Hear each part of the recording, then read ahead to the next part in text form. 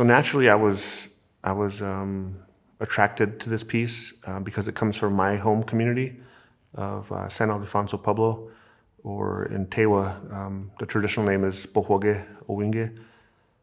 So I was drawn to it for that reason. Secondly, and maybe equally, I was drawn to the piece just because of its beauty.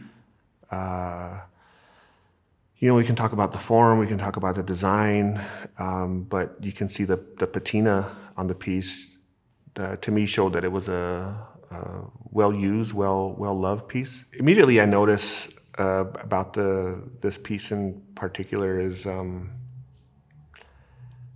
it's balanced, not in the sense of like physically balanced, but there's a balance to it that speaks to its function as a vessel and like what that does. Like it contained water more than likely, and that water helped sustain an individual, a family, a community. And so when I see the form, I think about water,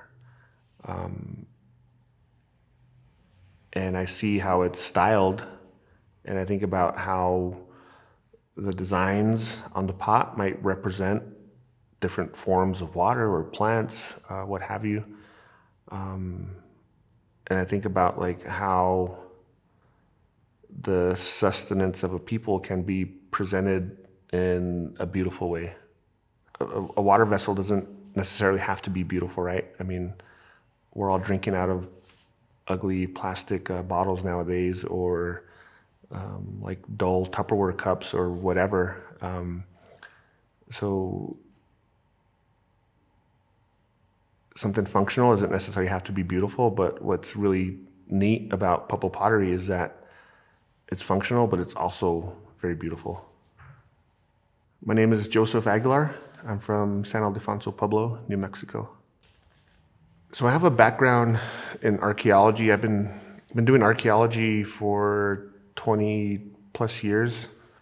And so I've been trained in archaeology. I got degrees in archaeology, anthropology. So that's my background. I view myself as a member of my community first, no matter what I do in life. One of the reasons I got into archaeology in college was I quickly recognized that this field has largely been influenced by Pueblo people. A lot of the methods of archaeology that were developed, a lot of the theories surrounding culture change were developed here in the Southwest, using historical communities, public communities, as the basis for these kind of models of understanding the past through archaeology. What I quickly realized was that archaeology tended to be exploitive of our communities, gathering information, gathering material culture, using that to fit their models of how they made sense of people and culture change. Some of the first perceptions and ideas of Native people were highly influenced by anthropology and archaeology. And that really matters because the way Native people were represented to the rest of the world, that matters. Like the perception of Native people by not just archaeologists, but by extension, those who create policy, who make policy towards Native people, that has an effect of how people are treated, how we've been treated as Native people. And anthropology, for better or worse, has played an important role in creating that perception of Native people that has persisted throughout this century or the past century. So because archaeology is a discipline that focuses on the past and the material culture of the past, they tended to disregard Native people this is here in North America, as being connected or a part of that past. So archaeologists became in information about the past, data about the past, things about the past. There is always a person behind every one of the pieces within the collections. And some of that is lost by, the outside world, who, for convenience sake, would tend to maybe lump in entire groups of people just based on how they, in their terms, classify pottery. And so what I try to do through my work is remind archaeologists that Native people are not products of the past. We are tied to our history, and history is very important to us, but we're also contemporary people living traditional lives in a modern world. And likewise with art collectors or art museums, for example, Indigenous people, Pueblo people, are more than the products of their material culture. And it's great that, there's an appreciation for the beautiful things that Native people produce, but we're much more than those beautiful things. And I'd say you use the material culture as a vehicle to have an appreciation of not just the material culture, but the people, our histories, our present, and our futures. The designs on the pot, I'm not a potter, I'm not an artist. I like to think that I'm artistic in other ways, but I don't make pottery. I grew up around pottery, so I understand it from that perspective. And a lot of what we see on the pieces within the collections are very abstract, right? Representations of mostly natural elements. And so what I see, it would be my interpretation of those elements on the pot. But what really strikes me about Pueblo pottery in particular is how it's reflective of its environment, both its natural environment and its cultural environment. Those are both reflected on most of Pueblo pottery historically and today. Even down to the basic colors of a pot. The clay is collected from sources nearby our pueblo. So the clay, it's brown, just like the surrounding landscape. Or a paint, it's red, just like a red clay paint might be, that we might be able to view out on a particular landscape. So for me, the pottery, it's reflective of the natural world, in that it represents earth tones, if you will, earth colors, the browns, the reds we see, the blacks from the paint, from burnt vegetal materials.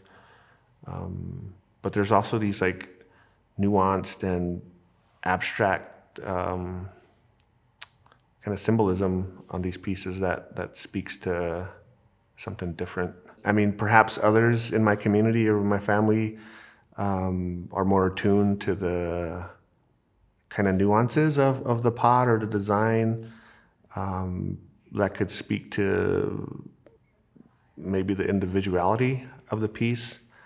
I'm just not attuned in that way.